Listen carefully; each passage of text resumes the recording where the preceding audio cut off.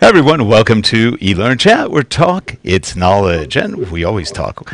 And next to me, just a mere, 6,000 miles away, we've got Lesley Price coming to us from England, but she's Scottish. Never forget that. How you doing? I'm good, thank you. I'm very, very good. Let's start.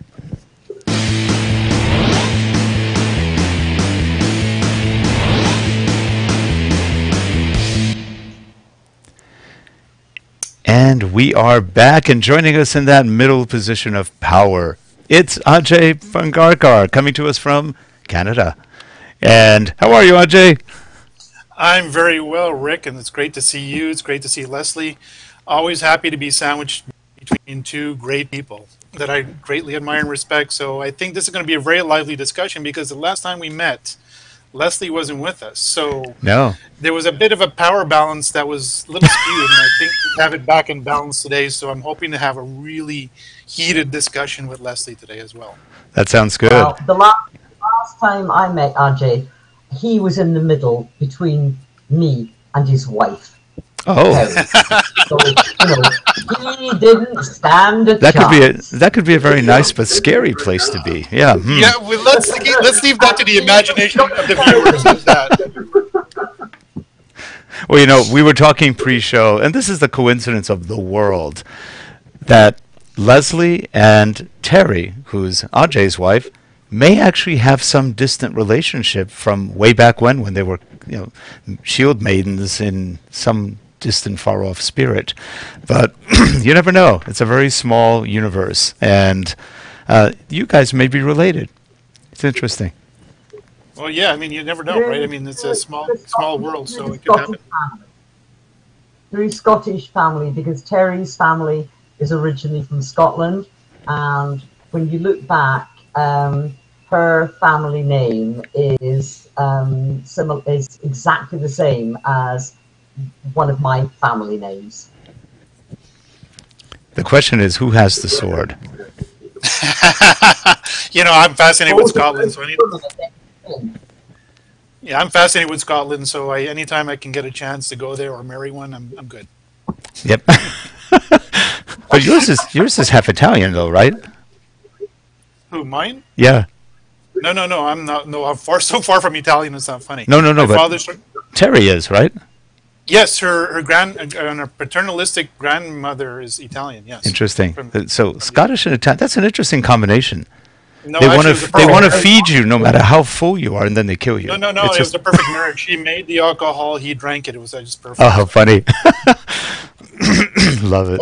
In Scotland has loads and loads of Italians. Mm-hmm. Very many came over after the First Great War, and many after the Second War, and they chose to stay in Scotland. So if you want really good ice cream and you don't want to go to Italy, you buy your ice cream in Scotland. Interesting. Gelato parlors. It's proper Italian ice cream. Interesting. Yes. So, Ajay, what have you been up to? What I've been up to? Well, quite a bit of stuff recently.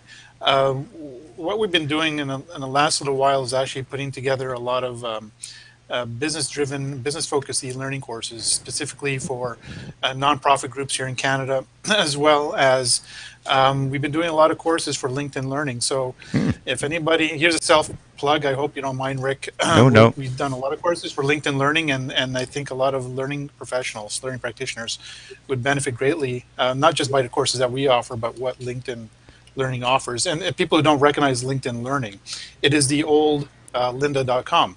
So there's hundreds of courses that people can take there very quick, very fast. And so, yeah, I mean, apart from that, we've been writing articles as usual for eLearningIndustry.com, trainingmag.com. Actually, our feature article is coming out next week. In about 2 weeks from now. Last word article for Training Magazine in the U.S. So if people get a chance, please, read and challenge me. I mean, that's what we're here for. I mean, the point of developing accountability for learning. and that's my position, as you know, Rick, Yep. is to people to start thinking critically and not taking what some propose in L&D as gospel, because I think that's the scary part. As soon as we start believing in stuff and not critically thinking about what our role is, then we have an issue. And that's what I sort of write about, as you and Lesley probably have read. I try to shake the tree a little bit. And by the way, Ajay and his wife met with my wife and myself. See, we live not too far from LinkedIn Learning. So whenever people come in and we know about it, we try to wrangle them and say, let's have lunch, let's have dinner, something. And last time we had a chance to have lunch together, it was very short because unfortunately we were taking a flight that late afternoon or that evening, and so we couldn't stay too long. But next time, hopefully we can spend a lot more time together. It's always fun seeing the people that go to LinkedIn Learning, and Ajay and his wife are just absolutely wonderful folks. So we just enjoyed ourselves greatly. So we look forward to the next one. And how did that one go, by the way? The training, did you enjoy it? It was, yeah, actually, it's gotten a lot of good traction in that course. It was launched in the end of August. It's called Foundations of Corporate Learning. And what we talk about in that course is basically not just about what you need to be as a learning practitioner, meaning the fundamental expertise as a subject expert, meaning the instructional design, learning elements and all that wonderful stuff. But our focus is more on what do you need to know as a business role within the organization. So basically, if you are coming into a learning practitioner role within your organization, what are some of the things you need to think about as you start developing your learning initiatives and learning solutions in relation to the context that your business leaders expect? And so the course has been very successful that way, and it's been picking up a lot of interest from individuals, and sort of a follow-up on another course we had prior to that called Increasing Engagement in eLearning. And so all the factors, I don't want to mislead people whatsoever, but I've always said let me back up a step. People believe that the stuff that I talk about really applies to people who are in decision-making capacity of the learning role. So anybody from a learning project manager, learning coordinator, up to a chief learning officer, they believe will get the most benefit from what I have to say. But I always say that all the way from the instructional designer all the way up to the CLO. So even the instructional designer should understand what the business expects from learning, the learning initiatives that you develop. And so when you're designing a course, you should have that in the back of your head. So the courses that we've been developing are some very key specific elements that help people do that. That's great. I first met Ajay when on Twitter, and we then became part of the Chat to Learn team, which was a Twitter chat that we ran. And Ajay and I, one of the big things that we had in common was the understanding and the importance of the understanding of learning people being able to understand and talk the language of business. And that was where Ajay and I really started chatting and came together with a greater understanding. I mean, my background is in applied business economics. I taught strategy. I then went on back in the 1990s to develop business strategy. And that's when I moved out of instructional design. And what I tell people is, as somebody now involved in eLearning, I'm a translator between business strategy language, between learning language, and between the language of IT. And I think the learning and development people really need to understand all three languages, not just their own. Well, I think one of the problems that... Go ahead, Ajay. So Lesley is very generous. I mean, she's the one who started that chat. She's the one who managed that chat. She was the backbone of that chat. And I personally think it's a chat that was the Twitter chat that is probably most missed, only because it is one of the few Twitter chats online right now that didn't present any bias. Lesley led it in a very objective fashion, and so I was very proud to be, not only proud, but privileged to be part of that with her. So we became friends and had a common, meeting of the minds in that relationship. but Lesley is right. You know, understanding. So you've heard me say this before, Rick. L&D has always been the spoiled child of business. It's an internal support business function. And for decades, we've always been thrown money at us and said, you know, get our people skilled up and do what, to get them to do their jobs properly. But in, you know, recent, say, like a decade or two, we've been presented with this measure of accountability where we receive money, but because money is one of the scarce resources, business leaders don't have time to make poor judgments on where they place this money. They need to assure themselves that value is going to be delivered from the money they allocate to the specific internal business function. And if learning is not able to step up to that accountability, then they should step aside. And that's it. I mean, I'm not trying to be rude or crude. I'm not at all. People take this very offensively when I say this kind of stuff, but I'm not. As Lesley knows, and you know, I'm a CPA by training. I'm a formally chartered professional accountant here in Canada. Like Lesley, I've been on the other side of the table. I've been the decision maker to decide whether I want my employees to be trained or not. And the money is coming out of my budget when learning develops some initiative to help me out. So if I get my employees back in whatever form that they went through this initiative and they're not delivering value to my objectives, well, just like I tell people, you know, if you buy a product from Walmart or any other store and it doesn't work for you, you're going to ask for your money back. Then why doesn't that internal business activity have the right to ask for their money back if you didn't deliver value for the initiative you promised? And that's fundamentally it, period. I can't be any more blunt. I can't be more direct. And people take it very offensively, but if I don't say it out loud as in a tough love fashion, the CEO or the CFO or the Chief Operating Officer is going to question learning and say, hey, you know, we're not going to give you as much money this year because you didn't prove that you had any value to offer us. But, Ajay, question for you. Very often, organizational structures are not up to the learning and development function. Very often, learning and development sits behind HR, okay? And HR is very often also not at the top table. My personal belief is that learning and development should actually be aligned to frontline operations. Yep. So rather than being a separate function, yes, they all talk to each other as part of a team, if you want to call it that, but the team that they actually report into, frontline, that is where it makes a business impact. And then one frontline department can learn from another, because there's not only one frontline in any organization. Every organization has different frontline.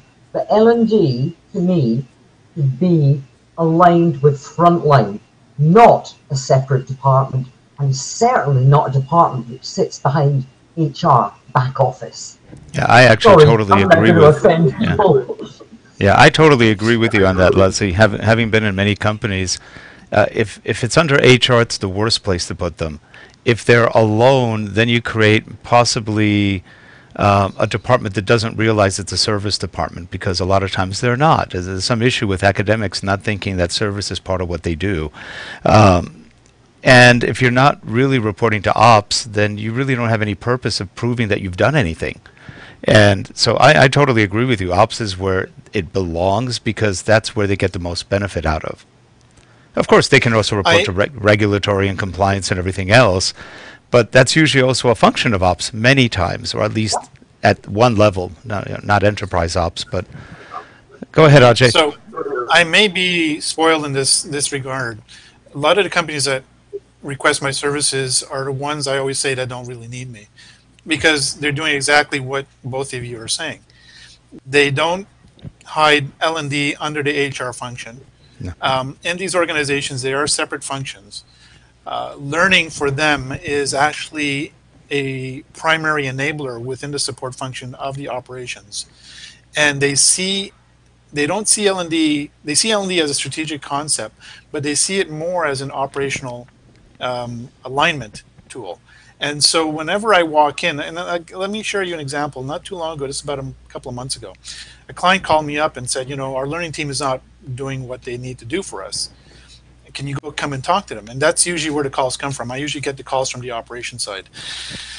And so I go to L&D and I say, well, basically, what are you people doing here? Like, are you not addressing the needs of this operations? And they said, well, we did a needs assessment and we're developing solutions for them, but they're not happy with it. I said, did you actually go talk to them?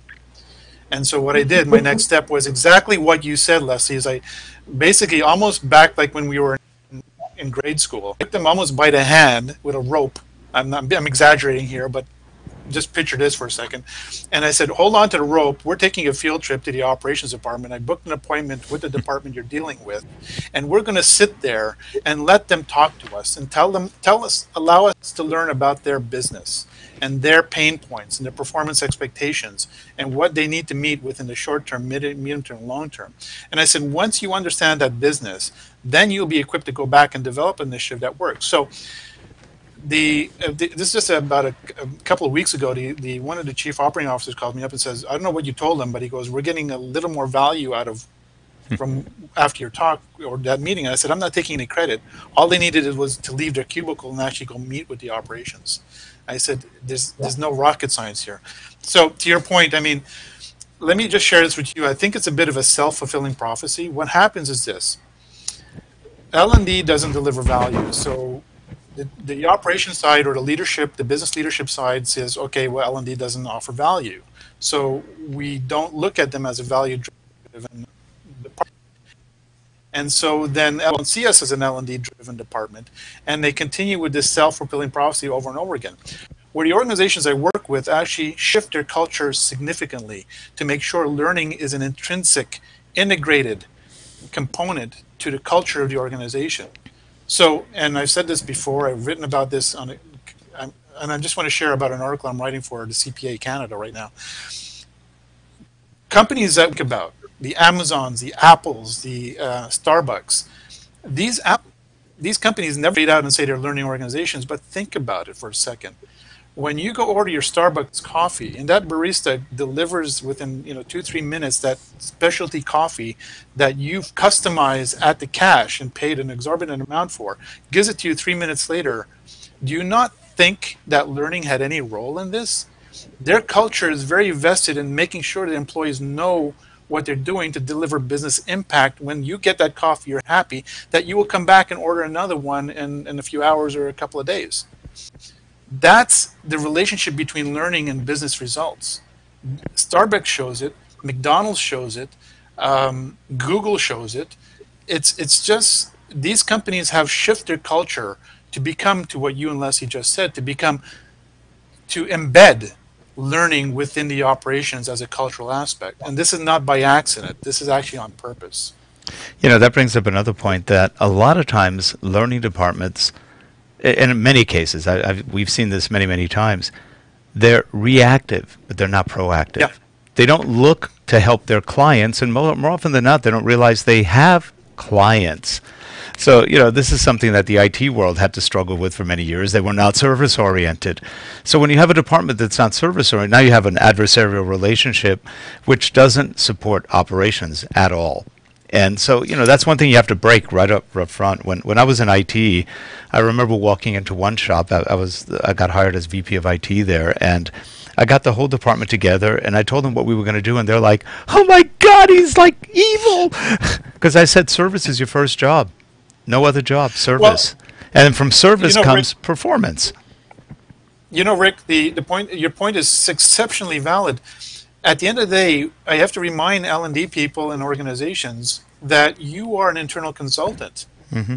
You are being called upon to help them solve a problem, and that's an internal consulting role. So rather than sitting and couching behind your office and your PC and your cubicle, excuse my language here, but get your ass out of the cubicle and go talk to these people and learn about their business. Yeah. I mean, what kind of a consultant would I be sitting back, trying to serve my clients' needs by sitting here in my office, wondering what they need rather than actually going to find out what they need.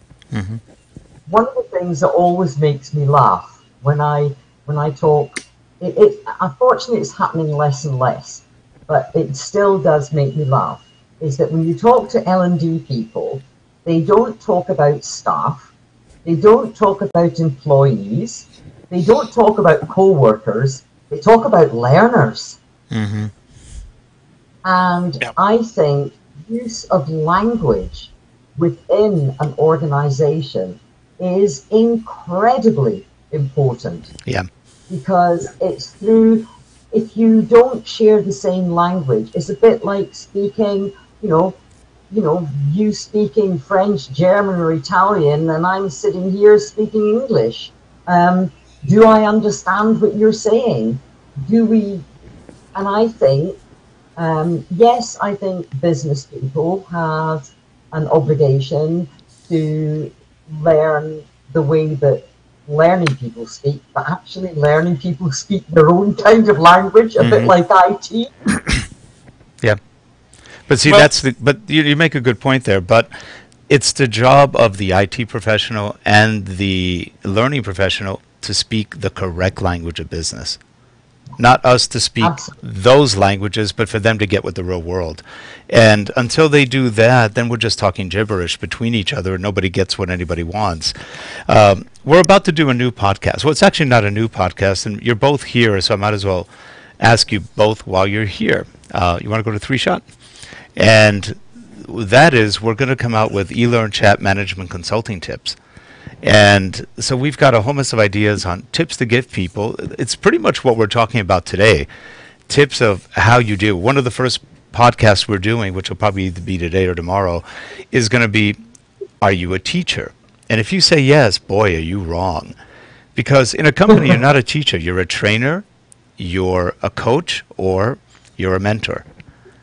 You're not a teacher. Teachers are in school. It's a little bit different. And we'll talk about some of the differences between each of those, because in work, you're learning processes and procedures. You're not learning about basic life. And some places you are, but for the most part, you've already been to school.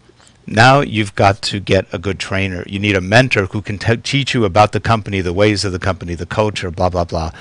And you need coaches to motivate people to get off their duffs and do something. Don't just sit there, but do it. Be proactive. Do all the things that we're talking about.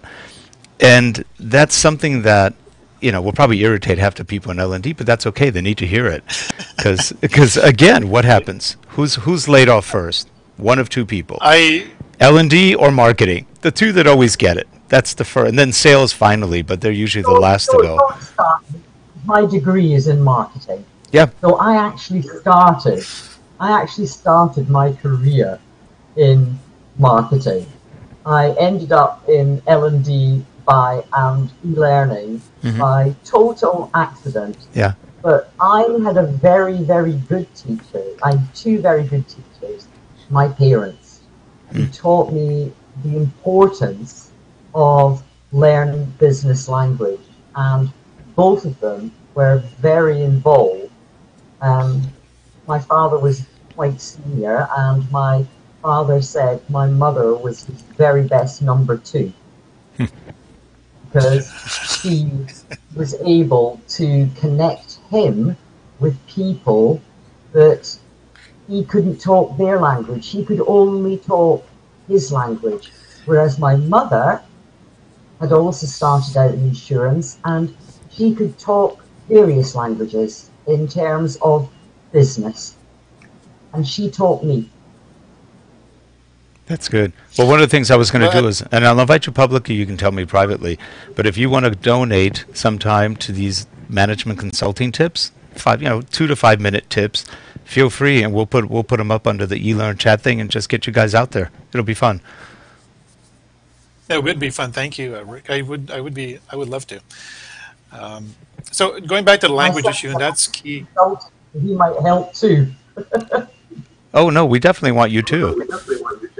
No, I said my son is a management consultant. Oh, so he actually might help as well, because he's actually very good at it. That sounds fun. And he's also a chartered management accountant. How interesting! Yeah, that's good. But he's not but he's not a shield maiden, so I don't know. He's also a mechanical engineer. So, is he really? Imagine you get engineering, consultancy, and accountancy in one package. That's nice. Okay, Lesley, this is scary because I have to meet him, because my first is engineering as well, electrical engineering.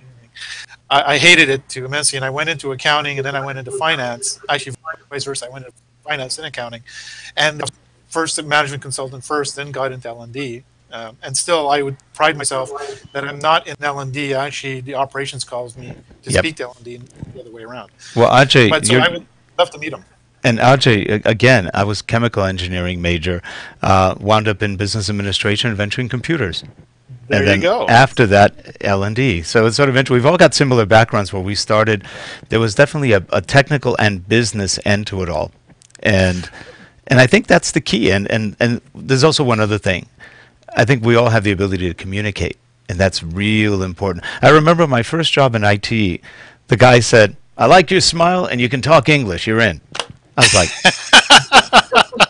what about technical expertise? I don't care about that. You can talk and you can smile. You're in. And it was just, okay, interesting. Well, going back to the language issue, though, it's exceptionally important because I think of all the internal support functions, L&D is the one that's kicking and screaming. Now, on the surface, they show good intentions when you go to these conferences to try to position themselves as, hey, we understand that this is where we need to go. But little action is taken to actually do that properly. I'm not saying they're not trying to make efforts, but two things are happening. Either what I call the shell game starts happening, or the snake oil people start popping their heads out, and they start proposing these methodologies that people forget that they have a self-interest, a profit-driven self-interest involved in it, or they put out methodologies that really don't make a lot of sense to the business leaders. Now, again, it goes to the aspect number one is that we are an internal business function. Let's start with that.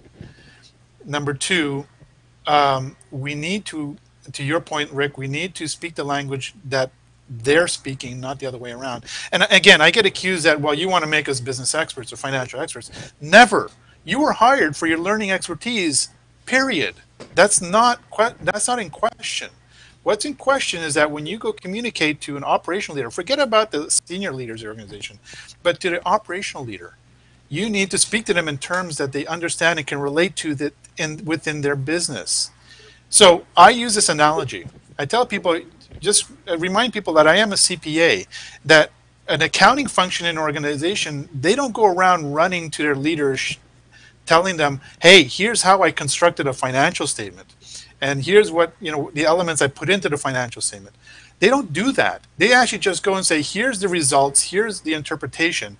And then that's what the customer wants. So why do we go running around telling people, what, like Lesley said, why, how are we doing learning? Nobody cares about learning. Business leaders, and that's a very strong statement, but let me qualify that. They don't care about learning. They care about improving performance. Mm-hmm. Learning is the vehicle to do that. It's not the end. And that's what L&D people fail to comprehend. And I'm being generalistic here. There are some good people that actually know what they're doing. But most part, people I come across really headbutt me, figuratively, of course, headbutt me on this and challenge me on this statement that I make. And in full disclosure, I have nothing to sell. I have nothing to gain in any type of methodology. Everything that I've ever said in the 20 plus years I've been in L&D preaching this stuff is found in every business management, mm-hmm. finance, accounting textbook that every business leader has learned within their education. Yeah. So I am not profit off anything here. Yeah. And it's really interesting because go ahead. Totally and utterly agree. Totally and utterly agree. That was I started off teaching, I studied in business economics and marketing. I taught marketing and applied business economics. Came into tech just because my dad was a gadget man and I liked computers, I liked technology. And then I found out how to use it. And I've been doing that ever since the 1980s. But one of the things and maybe it's because of the business background that I had, that all the language, when I was learning And also when I was teaching was all business language. So when I came into learning, I was actually a learner to the learning language. I was using business language. Yeah. Well, to your point, Leslie, the one that under my skin tremendously is, and I know Rick, we have debates about this, but believe me, we're on the same side, you and I, when I say this. The term ROI is tossed around in training like it's the coolest thing in the world and that will get everybody's credibility. But again, it goes to the point is that they don't understand how business leaders see ROI. We are using it nonchalantly about, just, we're going to prove our impact on the business. But when you toss around a very literal term of how a person who's formally trained in business education is and I don't say this unkindly, this is a compliment, is brainwashed to understand how to calculate ROI. There's a disconnect in what we're saying to them. Their brain goes one way and we mean something else. And it goes back to the point that both of you said that we're not speaking the same language here. Because, there's fundamental rules around calculating ROI that L&D just violates tremendously. And I understand that because I'm seeing both sides of the equation. But the business leader automatically goes into a literal context of calculating this. So there's in how we evaluate the impact of L&D within the organization. Now, allow me to share one more thing, Rick. This is the other side of the coin. The L&D people say, well, business leaders don't take us seriously, that they don't see learning as a very, very important function. Now, I just illustrated some key companies in this world that do see learning as a very serious component to their overall success. But let me share this with you. I mentioned earlier that I'm writing a paper. I've written 2 papers so far. One is just almost complete for CPA Canada, the Chartered Professional Accountants of Canada. It's going international. And I'm not saying this to brag or be, to impress people here. What I'm trying to communicate is that this paper is called Management Accounting Guideline. It's what they call their own research library paper. They came to me, the CPAs, people who have no connection with learning, and said, Ajay, learning and training is a very important function within an organization. We need to understand how, number one, to get our members, our accounting members, to understand how to integrate learning within the organization, and number 2, how to account for the organization. Can you write us a paper for that? Now, the reason I'm sharing this with you is because this is CPA. This is an organization that according to most L&D people, don't care about learning. But they're saying there's relevance and importance, and we need to get this integrated within our business strategy. And I'm writing an international research paper for it. So those of you in L&D watching this who think that the leaders don't care, they do. You're just not reflecting it in the way they want you to reflect it. Yeah, and a lot of the people complaining about they don't care aren't doing anything to make them think they should care. That's another issue. Because again, there's a lot of L&D departments that aren't very productive. And again, that's shown during layoffs. Who goes first? L&D. And they go, why is training always treated so badly? Well, because you haven't done anything for the company. Or the company doesn't know what you've done. They haven't figured it out. So just share a live example. People don't believe me, to your point. We worked with Nest, we worked with Apple for a number of years. And I'm saying a number of years because during that period, there were economic cycles that happened. And during the down economic cycles, you know what they did? Unlike what you said, most companies tend to lay off because they don't show value. Apple, for example, significantly started investing more in their employees during the down times because they knew there was going to be an upswing and upcycle in their business forecast, that they wanted their people to be ready. They actually hired more people. They invested more in learning technologies. We'll call it training programs, but they put more money into the organization to make sure they're ready to meet the market conditions or market demands as they were coming up. So these companies, and it goes back to being cultural, they went back and they said, we need more learning within the organization, and this is the time to do it. So to those of you who work in companies that get cut during downtimes, there's 2 reasons for this. One is either you didn't show value, as you said, Rick, that's why you're getting cut. Or number 2, they don't have it in their culture. So my advice to you is find another role in a company that really appreciates learning. Yep. Because there are a lot of companies that do appreciate learning. And there's also an old saying, I remember when I first got into e-learning, I heard this from a lot of people. Companies don't train unless they have to. Now, most companies have to, but some companies don't realize they have to. So as a result, they're suffering with very untrained people. But if you train because you have to, you may not have always the right approach, but they know they have to train. But they also expect more out of the training. And one thing we're talking about is very large companies right now, but there's also a whole mid-tier that doesn't have that big budget to train like an Apple, like a Nest, or some of the other ones. They struggle a lot more. So training is a lot more dear to them in terms of money, budgets, finance, and they're the ones most at risk because they're the ones that they either produce or they don't. Well, let me flip that equation. Go ahead, Lesley, sorry. Development be on the front line in operations, because it therefore wouldn't take as many L&D people if they actually understood all the issues that were going on front lines as part of ops, because of the way that they think, because of the way that learning people's mind works. They would possibly be able to see things that other people couldn't see. So you become part of a bigger team. Yeah. Well, to your point, Rick, in the small company, or not just mid-tier, but the small companies, to me, these are the true learning organizations, because guess what? They are continually learning. That's how they first got started. They are growing a market. They're growing a presence. They're growing, they're evolving their products and their technologies. There's learning that's continuous, more so than an Apple, by the way. Apple may have it as a cultural aspect, and it's ingrained in their philosophy. But let's be honest, if they believe in it strongly, and I'm not going to say anything different, but if training or learning got left out tomorrow in Apple would still stand, to your point. Sure. But these small organizations are true learning organizations. And whether they formalize it or not, chances are it's not exceptionally formalized in a smaller organization. But the founder, the stakeholders of the organizations do recognize, consciously or subconsciously, do recognize that they need to keep learning, especially in this environment. It's not like 20, 30 years ago where you could remain stagnant for a couple of years. The changes in the markets is so drastic, it happens daily.